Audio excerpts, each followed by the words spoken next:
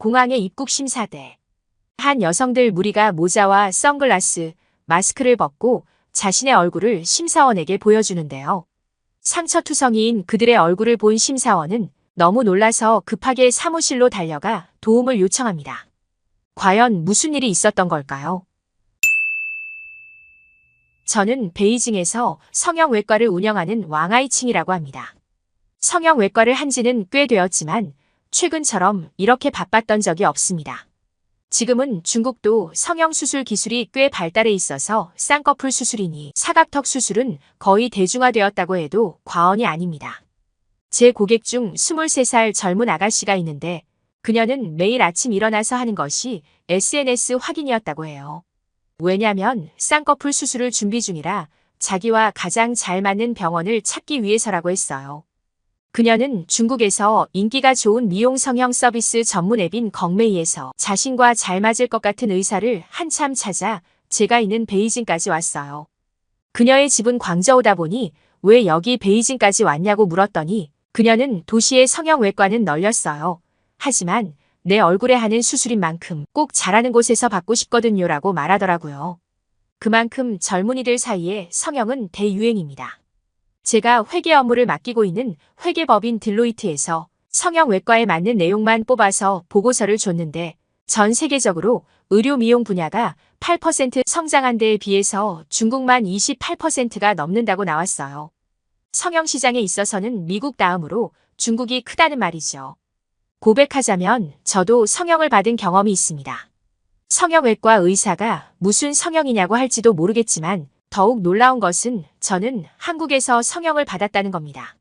성형외과 의사가 중국이 아닌 한국에서 성형받는 게 괜찮은지 의아해 하실 수도 있지만 사실 오래전 중국에서 성형수술이 유행하기 시작할 때는 한국의 의술만큼 따라가질 못했어요. 그래서 언론에서는 각종 부작용 등을 보도하면서 중국의 성형외과들이 신뢰를 얻지 못했어요. 반면 한국은 그때부터 의료 관광이 크게 인기를 끌었죠. 성형 부문뿐만 아니라 불치병까지도 치료하기 위해 한국으로 의료 관광을 가는 사람이 많았거든요. 그래서 제가 아는 다른 성형외과 관계자도 한국 여행을 갔다가 한국의 성형외과 앞에서 찍은 사진을 병원에 걸어두기도 했답니다. 2, 3일 일정으로 한국 성형외과를 방문해서 쭉 돌며 기념사진만 찍고 중국으로 돌아와 병원 앞에 걸어두면 손님 끌기에 엄청난 효과가 있었거든요. 한국의 성형술에 대한 믿음이 정말 컸던 거죠. 처음엔 저도 성형수술을 받을 생각으로 한국에 간 것이 아니었습니다. 몇 년 전 서울 코엑스에서 열린 성형외과 학회에 왔다가 한국의 성형기술을 보게 된 것입니다. 평소에 한국에서 하는 의료 박람회를 가는 편은 아니었지만 신문의 한 기사를 보고 한국 성형술을 배워야겠다는 마음을 먹게 되었죠. 그건 바로 사우디아라비아의 한 가족 8명이 성형을 받기 위해 한국의 한 성형외과를 찾았는데 그 역시 성형외과 의사였다는 겁니다. 그는 일가족 모두를 한국에 데려와 단체로 눈꺼풀이 처진 안검하수 개선 수술을 받고 갔습니다. 사우디의 의사도 수술을 결심하기 전에 성형학회 참석차 한국을 찾았는데 한국의 뛰어난 성형수술 수준을 접하고 가족 모두를 데리고 온 거죠. 가족 모두 선천적으로 상안검, 윗 눈꺼풀을 들어올리는 근육의 힘이 제로에 가까운 심각한 상태였고 6살짜리 막내도 수술을 했다는 겁니다.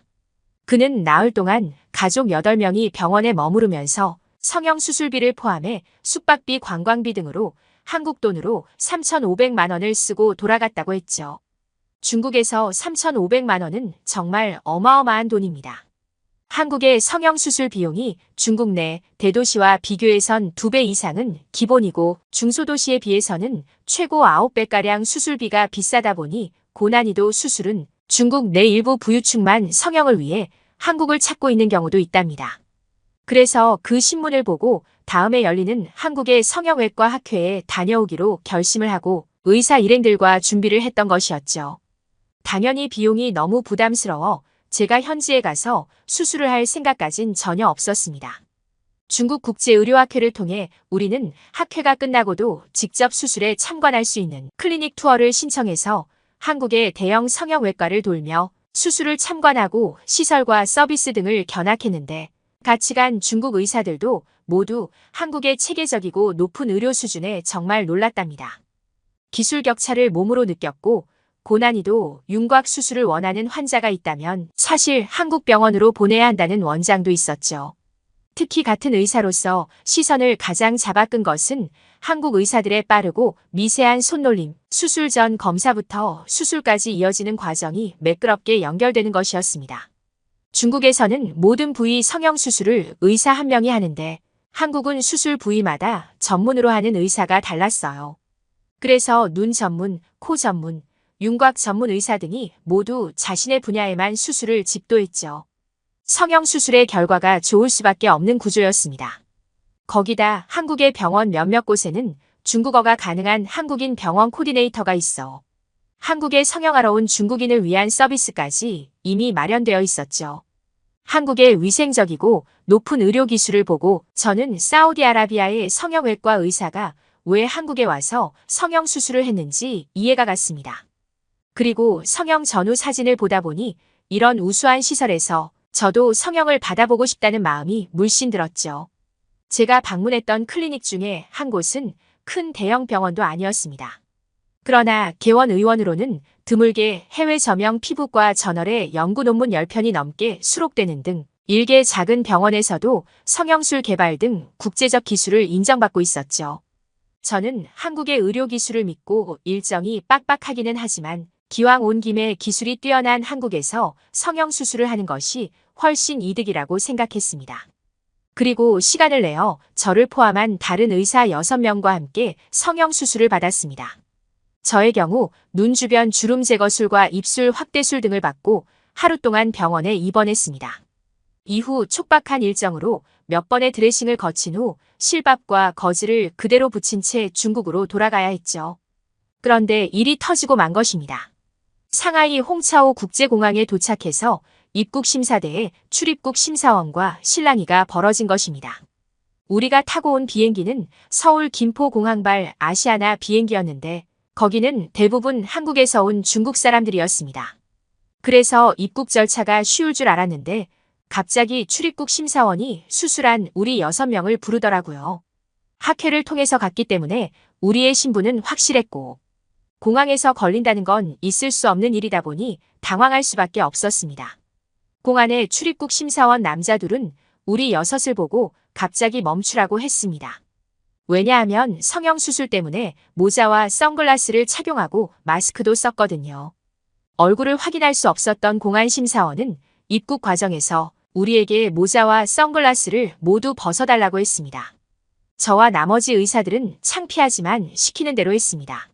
선글라스를 벗자 하나같이 턱과 코 부위에 거즈를 붙이고 있거나 눈에 실밥이 그대로 남아있는 등 얼굴이 모두 상처투성이었고 공안 심사원은 기가 차서 입을 다물지 못하더라고요. 그러더니 그는 침착하게 한 명 한 명 여권 사진과 우리 얼굴을 비교했는데 너무 다르다며 자기 선에서는 입국을 통과해 줄 수 없기 때문에 공안으로 가자고 하더라고요. 공안으로 가는 건 괜찮은데 며칠 전에 코 수술을 받은 몇몇은 실밥 제거도 못해서 어서 중국 병원에 가서 실밥을 풀어야 했거든요. 다행히 우리를 인솔한 여행사와 중국 의료학회에서 우리의 신분과 수술 참관 그리고 시술 참여를 한 사실을 빠르게 출입국 관리소로 제출해줘서 무사히 중국으로 입국할 수 있었답니다. 그런 해프닝까지 거쳐 몇 달이 지난 후 제가 받았던 눈 주변 주름 제거술과 입술 확대술로 저는 생전 처음 예쁘다, 어리다는 소리를 듣기도 했습니다. 지금도 동갑내기들보다 훨씬 어리다는 말을 듣다 보니 한국에서 쓴 수술비가 아깝지가 않아요. 예뻐지고 싶은 건 인지상정이죠. 다음에 기회가 된다면 저는 딸과 함께 한국에 가서 수술을 받고 싶다는 생각까지 들더라고요. 한국의 성형술로 많은 사람들이 새로운 삶을 되찾고 있어요. 물론 외모 지상주의니 하는 부작용도 있지만 자신이 가진 콤플렉스를 해소해서 더 나은 삶을 사는 사람들이 많아요. 제가 봤던 틱톡에도 베트남에 사는 26살의 쿠엔이라는 남자가 얼굴이 못생겨서 취업을 거절당했다는 말을 쓰면서 자신의 성형 전후 사진을 비교해 올렸죠.